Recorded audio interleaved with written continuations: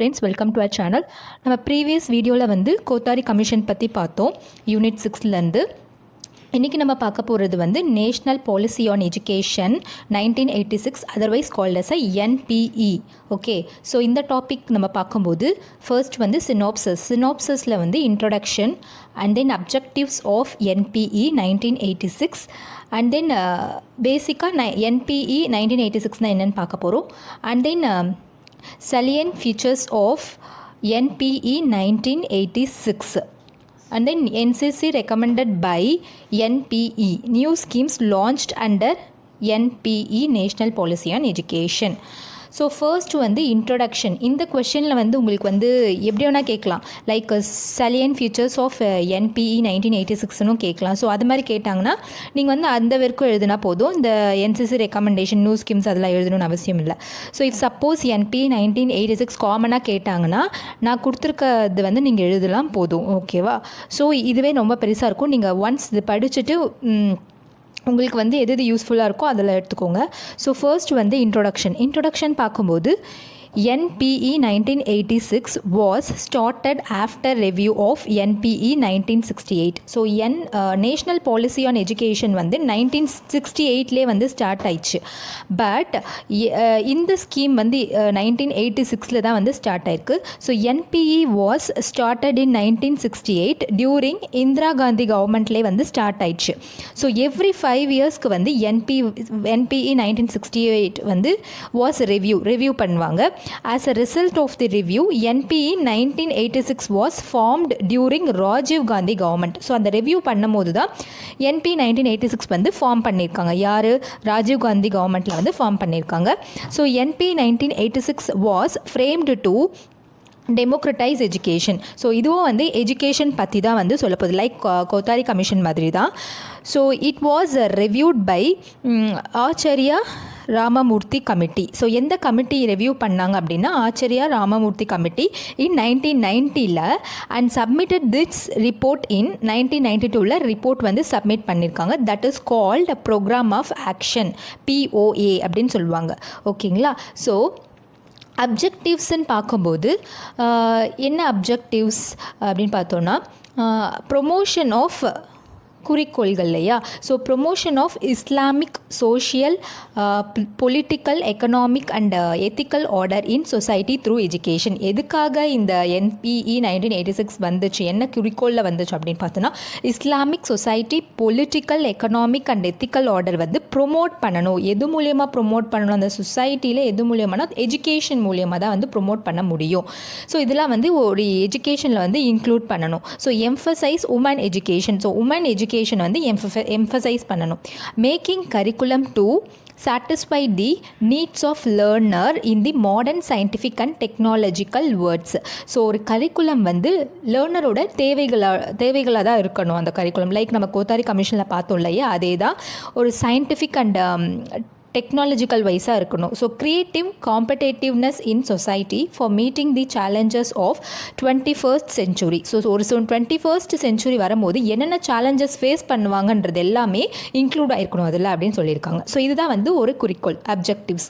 So next நம்ம பார்க்கும்போது ஓவர்வியூவாக NPE 1986 என்னென்னு பார்த்தோன்னா எதுக்காக இந்த ஸ்கீம் கொண்டு வந்தாங்க அப்படின்னா this policy is especially for Indian woman. ஒரு இந்தியன் உமனுக்காக தான் வந்து இந்த பாலிசி வந்து ரொம்ப ஸ்ட்ரெஸ்ஃபுல்லாக சொல்கிறாங்க. ஒரு இந்தியன் உமனுக்காகவும் and then schedule tribes, so STக்காக, SC schedule caste community, so அவங்களுக்காக தான் எஸ்பெஷலி இந்த கமிட்டி வந்து க்ரியேட் பண்ணாங்க, இந்த பாலிசி வந்து க்ரியேட் பண்ணாங்க.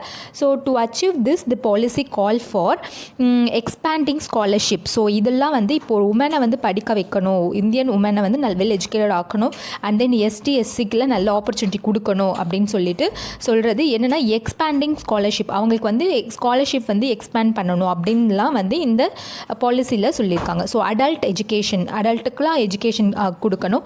Recruiting more teachers from SC. So SCஸ்லேருந்து நிறைய வந்து ரெக்ரூட் பண்ணணும், நிறைய டீச்சர்ஸ் லைக் அந்த கேஸ்ட் வைஸாக சொல்லியிருக்காங்க. And then incentive for poor family. So poor ஃபேமிலியிலேருந்து வர பசங்களுக்கு வந்து இன்சென்டிவ்ஸ் கொடுப்பாங்க இல்லையா? ஸோ அது மாதிரி வந்து இந்த ஸ்கீம் வந்து அதை பற்றி தான் சொல்கிறாங்க. ஓகேவா? So incentives for poor family to send their child to school regularly. இப்போ வந்து ஸ்காலர்ஷிப் கொடுப்பாங்க இல்லையா, இந்த கேஸ்ட்டுக்கு மட்டும் தான் கொடுப்பாங்க. Like SC ST like BC அவங்களுக்கு மட்டும் தான் கொடுப்பாங்க. ஸோ அந்த கேஸ்ட் வைஸாக அந்த ஸ்காலர்ஷிப்ஸ்லாம் ஸ்கூல்லலாம் காலேஜஸ்லாம் கொடுப்பாங்க இல்லையா, அதெல்லாம் வந்து எக்ஸ்பேண்ட் பண்ணணும், அதெல்லாம் பண்ணணும் அப்படின்னு சொல்கிறது தான் வந்து இந்த NPE 1986 அந்த இயரில் தான் வந்து இந்த ஸ்காலர்ஷிப் ஸ்கீம்ஸ்லாம் வந்தது. ஓகேங்களா. ஸோ நெக்ஸ்ட்டு வந்து salient features of NPE 1986.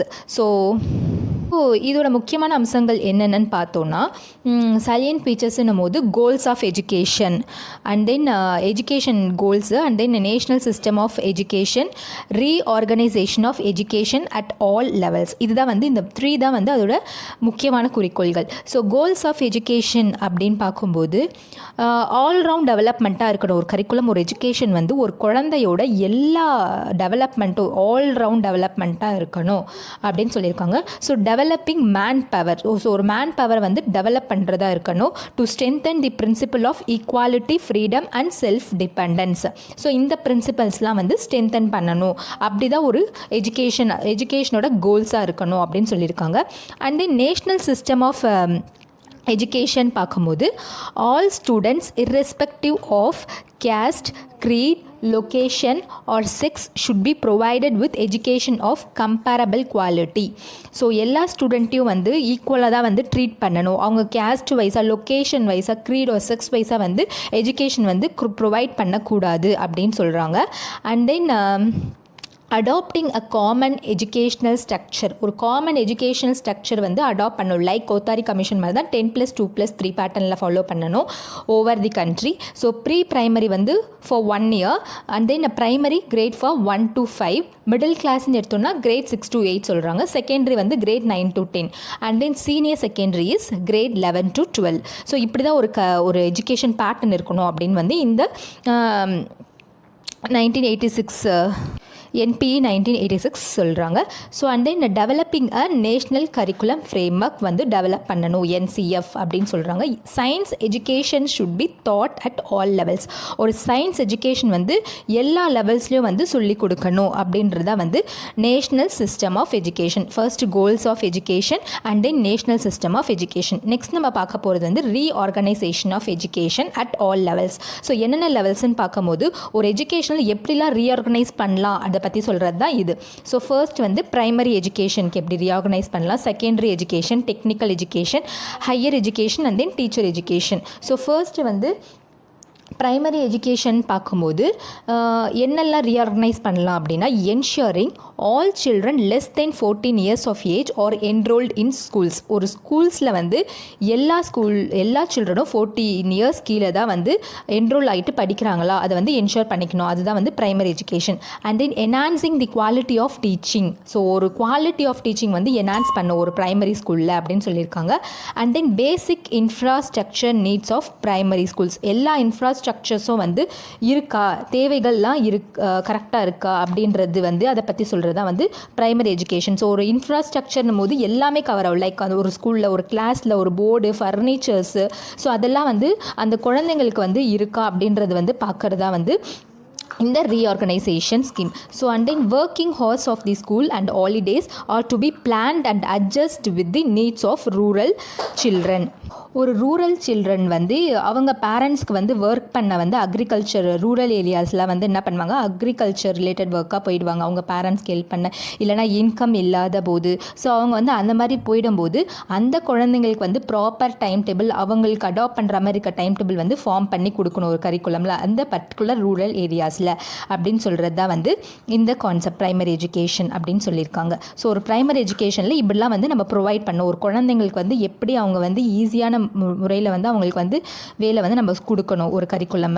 So next வந்து பார்த்தோன்னா secondary education. So secondary education பார்க்கும்போது இட் ஷுட் பி ஒகேஷ்னலைஸ்டுன்னு பார்க்கும்போது அவங்களுக்கு வந்து ஒரு நல்ல தொழில் சார்ந்த விஷயங்களை வந்து கற்றுக் கொடுக்கணும். எதெல்லாம் வந்து எந்த குரூப்பில் எடுத்தால் நம்ம நல்லா இன்னும் நிறைய கற்றுட்டு நம்ம இன்னும் நல்லா இந்த சொசைட்டியில் இம்ப்ரூவ் ஆக முடியும், இந்த சொசைட்டிக்கு எதெல்லாம் தேவைகள் இருக்குது அப்படின்றது வந்து அவங்களுக்கு வந்து எஜுகேஷன் லெவலே, இந்த செகண்டரி எஜுகேஷன் லெவலே சொல்லிக் கொடுக்கணும் அப்படின்னு சொல்லியிருக்காங்க. And then universalisation of education is our goal. So ஒரு எஜுகேஷனில் யூனிவர்சலைசேஷன் தான் வந்து ஒரு கோலாக வந்து சொல்கிறாங்க.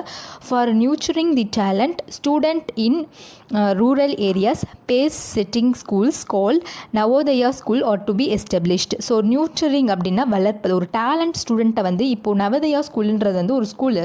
ஆக்சுவலி அது வந்து அங்கே வந்து என்ன பண்ணுறாங்கன்னா ஒன்லி மெரிட் ஸ்டூடெண்ட்டுக்கு மட்டும் தான் கொடுக்குறாங்க. எப்படின்னா ஒரு டேலண்டட் பர்சனாக இருந்தால் மட்டும்தான், அதுவும் ரூரல் ஏரியாஸில் ஒரு கம்மியான ஃபீஸ்க்கு அவங்களுக்கு நல்ல குட் ஃபெசிலிட்டியான ஒரு எஜுகேஷன் கொடுக்குறாங்க.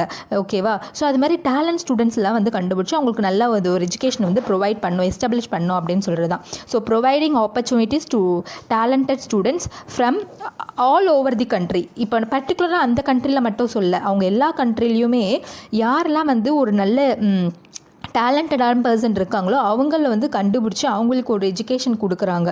ஸோ அதுதான் வந்து இந்த நவோதயா ஸ்கூல் வந்து பண்ணுறாங்க. ஸோ இதுதான் வந்து secondary education. And then technical education பார்க்கும்போது providing equal opportunity for merit. ஒரு மெரிட் ஆன பசங்களுக்கு வந்து ஈக்குவல் ஆப்பர்ச்சுனிட்டிஸ் கொடுக்கணும் அப்படின்னு சொல்கிறது தான் வந்து technical education.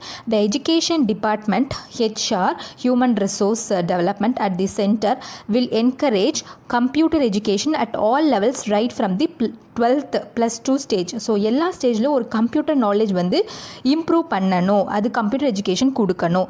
AICTE all India council for technical education is to be establish. So இது வந்து எஸ்டப்ளிஷ் பண்ணணும் அப்படின்னு சொல்லியிருக்காங்க.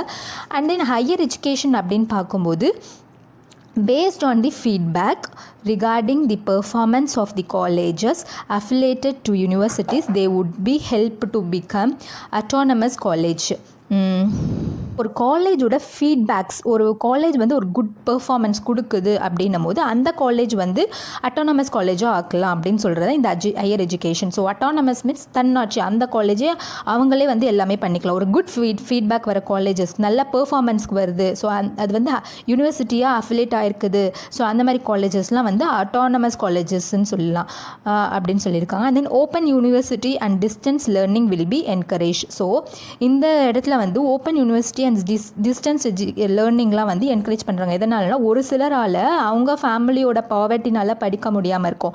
ஸோ அது மாதிரி அவங்க வந்து ஒரு ஸ்டடீஸை வந்து விட்டுட்டுருக்கலாம். ஸோ அந்த மாதிரி இருக்க பர்சன்லாம் வந்து எஜுகேஷனை மிஸ் பண்ணாமல் இருக்கிறதுக்காக open university and then distance education எல்லாமே வந்து என்கரேஜ் பண்ணணும் ஹையர் எஜுகேஷன் லெவலில் அப்படின்னு சொல்கிறாங்க.